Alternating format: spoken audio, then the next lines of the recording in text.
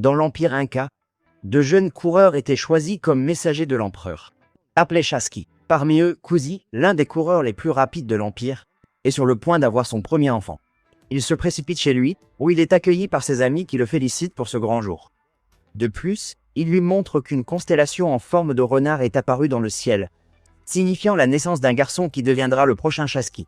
Cependant, lorsque le sage du village sort de la maison, il annonce que Cusi vient d'avoir une fille. Le coureur est déçu par la nouvelle, car selon la loi Inca, seuls les hommes peuvent devenir chasqui dans l'Empire. Néanmoins, le sage lui conseille de profiter de ce moment de joie, alors Cusi va voir sa fille, qu'il nomme Kayara. Des années plus tard, Kayara, devenue une jeune coureuse, déambule dans les rues de la ville et rencontre un jeune homme nommé Palu. Il s'avère être le fils de l'empereur et essaie de dompter un lama comme rite de passage pour hériter de l'Empire Inca. Palu ne parvient pas à maîtriser l'animal, qui se met en colère et l'attaque.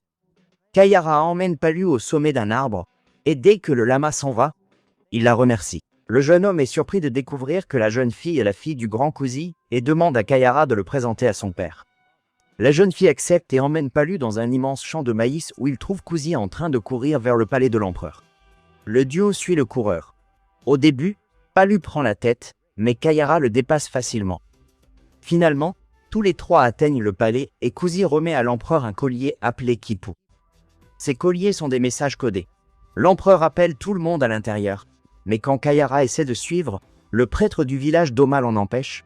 Seuls les chasqui peuvent entrer. La jeune fille est furieuse car, selon les lois de l'Empire, elle ne pourra jamais être messagère. Plus tard, son père rentre à la maison et essaie de réconforter sa fille, car il connaît son rêve de devenir une chasqui et la solitude qu'elle ressent depuis la mort de sa mère. Il lui donne alors un collier fait de coquillages et lui montre l'étoile légendaire qui ne bouge jamais dans le ciel. Selon la tradition inca, quiconque regarde l'étoile et trace une ligne à partir d'elle verra des constellations en forme d'animaux, qui guident les chasqui pour trouver leur destin. Kayara ne peut pas voir ces constellations, mais son père lui dit qu'un jour elle le pourra. Les années passent et Kayara marche dans la rue lorsqu'elle tombe sur un vase qui bouge tout seul. En y regardant de plus près, elle découvre un cochon d'Inde, utilisé par un groupe de chasqui dans une dispute. Cependant, en voyant l'animal effrayé, Kayara l'aide à s'échapper et l'emmène dans son sac à dos au sommet d'une montagne. Sur place, la jeune fille le nomme Wari et ils passent le reste de la journée ensemble, autour d'un feu de camp. À un moment donné, Kayara lève les yeux au ciel et voit les constellations en forme d'animaux, rassemblées autour de l'étoile qui ne bouge jamais. Le lendemain, la jeune fille se précipite pour annoncer sa découverte à son père. Mais il lui apporte une mauvaise nouvelle, l'empereur Inca a perdu la vie ce matin-là. En entendant cela, Kayara se précipite pour trouver Palu, qui a été nommé nouvel empereur. Palu est heureux de revoir sa meilleure amie, mais le prêtre l'empêche de lui parler, car le jeune homme doit maintenant se comporter comme un véritable empereur. Le jeune homme n'aime pas cela, mais il profite bientôt de sa nouvelle position et fait une annonce à tous les villageois. Palu leur annonce que dans 3 jours, il y aura une compétition de course où les gagnants seront choisis comme nouveaux chasqui de l'Empire Inca. Kayara y voit une occasion de réaliser son rêve et va parler à l'empereur en personne. En entrant dans le palais, Palu retrouve son ami, tandis que le prêtre regarde la jeune coureuse avec mépris. Pendant ces retrouvailles, Kayara demande à participer à la course, mais Palu lui répond que ce ne sera pas possible à cause des lois de l'Empire. La jeune femme est déçue, mais lorsqu'elle aperçoit un masque en or dans la pièce, elle le dérobe et s'en va. La nuit tombée, la jeune fille est avec Wari au sommet de la montagne lorsqu'elle entend quelqu'un appeler à l'aide.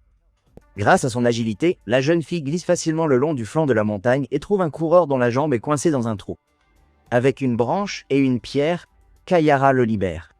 Le jeune homme se présente comme Tunupu, fils du chasqui-baku. Il dit qu'il s'entraîne pour la grande compétition et Kayara dit qu'elle va y participer aussi. En entendant cela, Tunupu se moque de la jeune fille, disant que comme elle est une femme, elle n'a aucune chance de devenir messagère pour l'empereur. Kayara est furieuse, mais cette provocation ne fait que la rendre encore plus déterminée à gagner la compétition.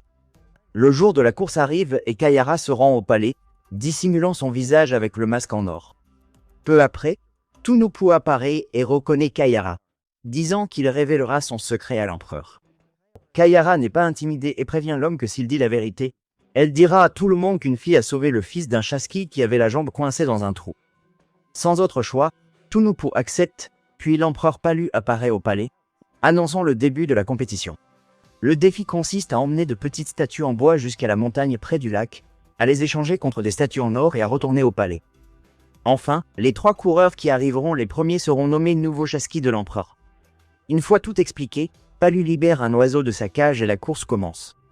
Kayara se prépare, mais avant qu'elle ne puisse bouger, Tunupu triche et met son pied devant elle, la faisant tomber au sol. En conséquence, la jeune fille est laissée pour compte, mais elle n'abandonne pas et court à toute vitesse. Tout au long de la course, Tunupu et les autres concurrents essaient de se tromper mutuellement en se poussant et en se tirant les oreilles. Voyant Kayara, un coureur tente de lui donner un coup de coude, mais elle persiste et court aussi vite qu'elle peut pour rattraper Tunupu. Les heures passent et Kayara aperçoit une montagne devant elle au milieu du parcours. Avec Wari, elle commence à escalader d'immenses murs de pierre pour tomber sur Tunupu qui, dans un autre geste malhonnête, marche sur la main de la jeune fille et la fait tomber de l'énorme montagne.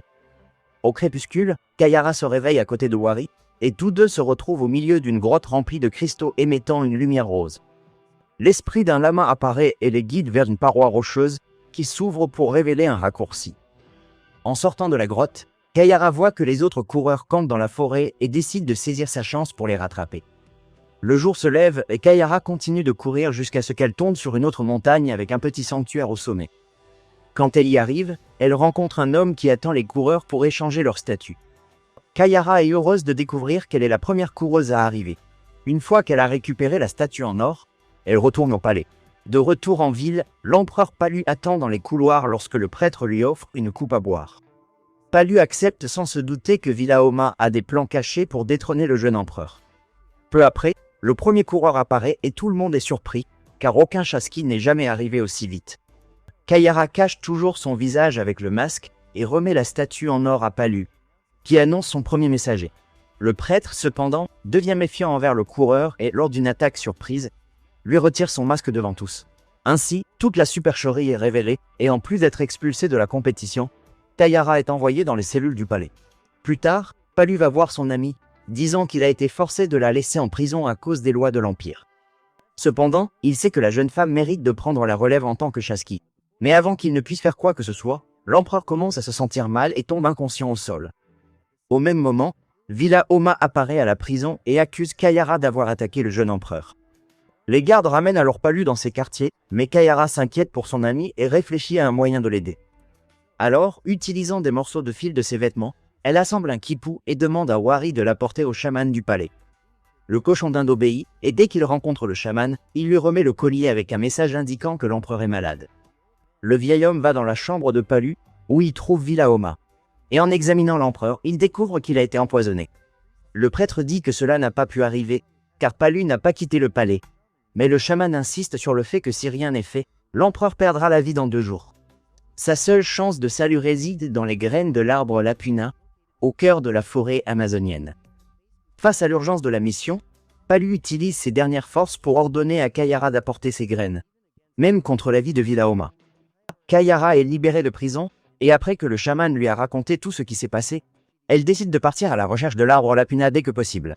Cependant, le prêtre l'avertit que si elle échoue, elle le paiera de sa vie. Sans hésitation, Kayara accepte la mission, et avant de partir, le chaman l'avertit que seuls les habitants du village de Biro savent où se trouve l'arbre. La jeune fille se dépêche de trouver le village et en chemin, elle tombe sur un immense pont en bois au-dessus d'une falaise. Pour ne rien arranger, certaines parties du pont sont cassées, mais Kayara s'en moque et saute par-dessus, atteignant l'autre côté. Le voyage continue et la jeune fille aperçoit un groupe de papillons bleus, indiquant que le village de Biro est proche. En chemin, Wari a faim et va chercher des insectes à l'intérieur d'un tronc d'arbre. Kayara n'aime pas beaucoup l'idée, mais comme il n'y a pas de nourriture aux alentours, elle est obligée d'essayer les insectes lorsqu'elle est attaquée par un guerrier du village de Biro. Elle manque de peu d'être touchée par une lance, mais se retrouve bientôt entourée par d'autres guerriers, qui l'emmènent au chef du village. Pendant ce temps, le prêtre profite de l'incapacité de l'empereur et use de son pouvoir pour nommer les nouveaux Chasqui. Kuzi est au palais et demande ce qui s'est passé, mais Vilaoma se contente de dire que l'empereur est malade et que Kayara est partie à la recherche de l'arbre Lapuna. Craignant que sa fille ne soit en danger, Kuzi décide de partir seule à sa recherche. De retour à Biro, le chef demande à Kayara ce qu'elle fait là. Elle répond qu'elle cherche l'arbre Lapuna pour sauver son empereur. Cependant, le chef ne croit pas cette parole et ordonne aux guerriers de la jeter dans le puits. Kayara insiste sur le fait qu'elle dit la vérité, jusqu'à ce qu'elle voit un collier autour du cou du chef avec une pierre similaire à celle qu'elle a vue à l'intérieur de la grotte. La femme demande comment elle connaît la pierre et Kayara explique qu'elle en a vu plusieurs dans la grotte et qu'elle a été guidée par un esprit lumineux jusqu'à la sortie. En entendant cela, la chef réalise qu'il s'agit de l'esprit d'Apu, une entité divine protégeant le village de Biro.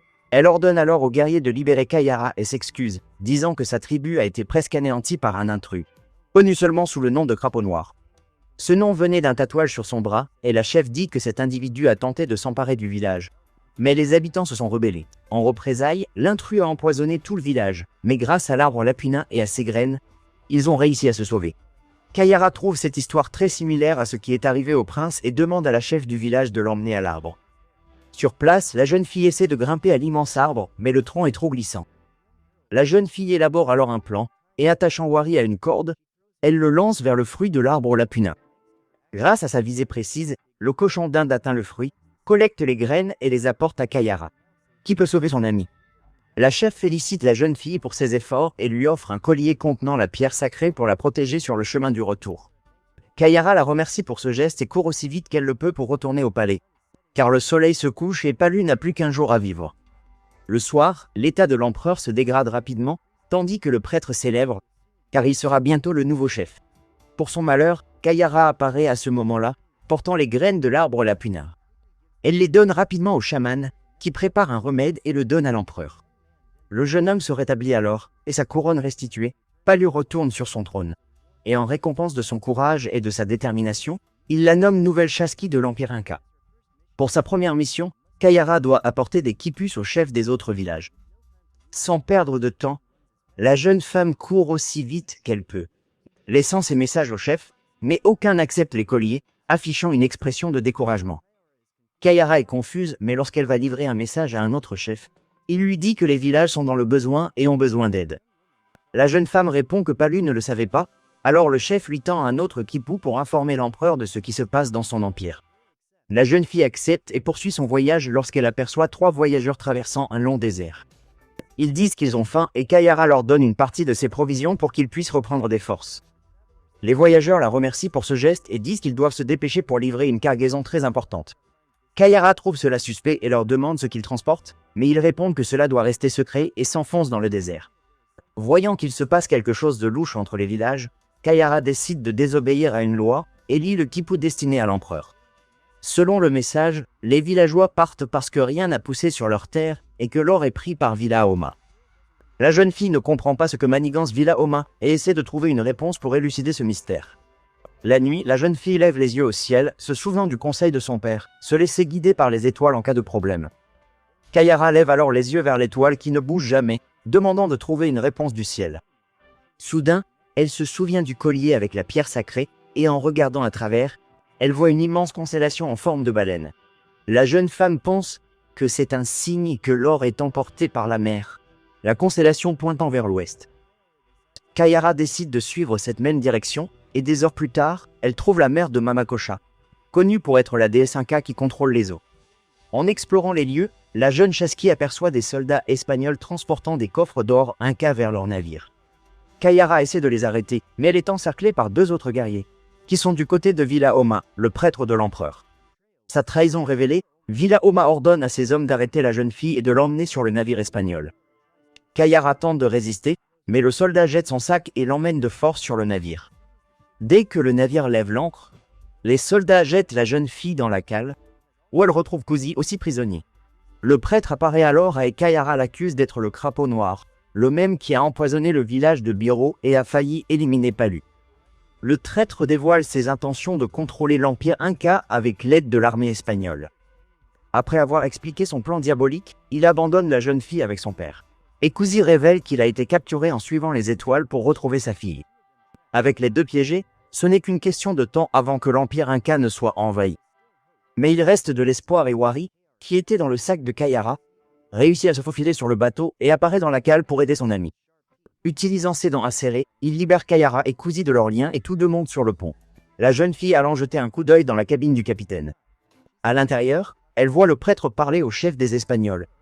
Villaoma demande à l'Espagnol de tenir sa promesse de le laisser garder la cité Inca ainsi que la moitié de tout son or. Le capitaine accepte, mais son véritable objectif est de détruire complètement la ville et l'Empire Inca. Après avoir entendu cela, Kayara, Kuzi et Wari sautent du navire et nagent vers le rivage, tout en étant poursuivis par les soldats dans leurs canots. Kuzi, cependant, est trop faible pour continuer, mais sa fille le laisse appuyer sur une bûche de bois et va affronter seul les soldats. Malgré cela, Cusi finit par s'évanouir et commence à sombrer dans la mer, lorsqu'une énorme baleine à bosse apparaît et le sauve.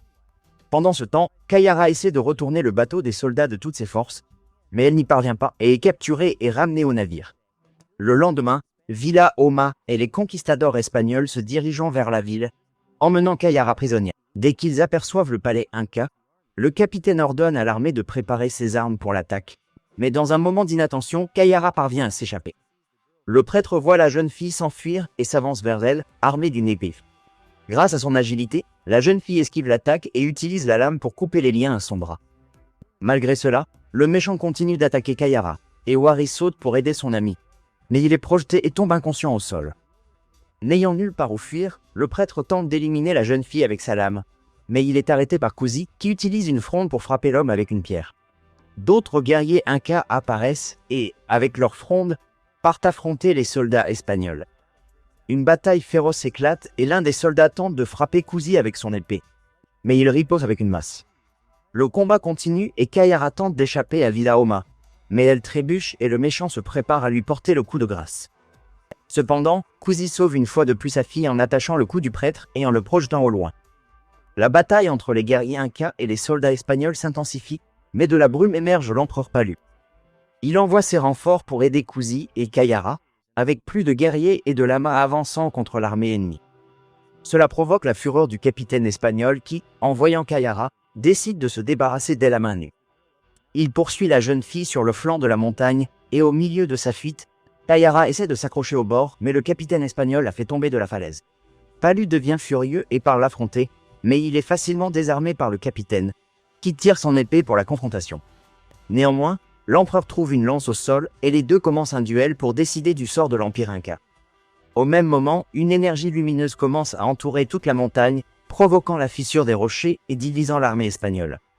Peu après, un énorme rocher s'élève derrière le capitaine, emportant avec lui Kayara, qui, utilisant le bâton de son père, frappe le méchant d'un coup à la tête. Palu et Kayara sont de nouveau réunis, mais il doit se dépêcher car la montagne s'éloigne de plus en plus. Les deux montent sur un lama et tentent de sauter de l'autre côté, mais alors qu'ils sont sur le point de glisser dans le trou, Cusi les tire en arrière. La montagne est séparée, l'armée espagnole doit battre en retraite, tandis que le prêtre tente de fuir.